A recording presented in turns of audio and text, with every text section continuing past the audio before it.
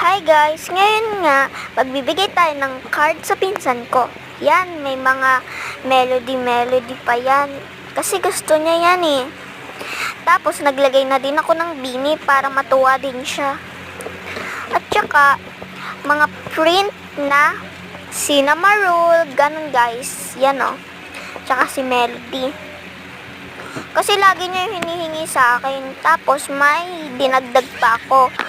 Para ma-appreciate niya din. Kasi gusto ko magbigay sa pinsan ko. Pero alam niyo na. Tapos, yan, ino-organize ko na lahat.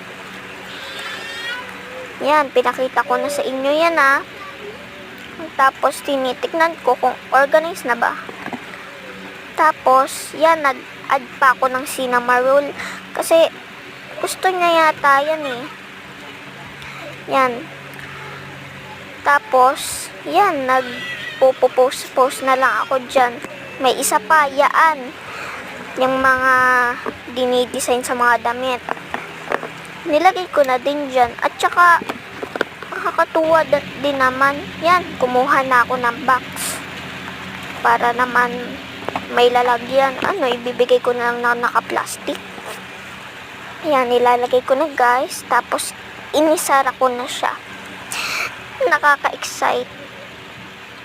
Tapos, binuksan ko, naglagay pa ako para matuwa din naman ulit siya.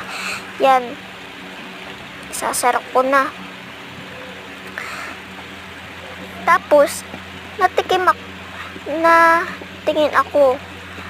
May kinakain pala sila, hindi lamang yan, kinuha ko na. Sarap pala niya eh. Ng donut na maliliit.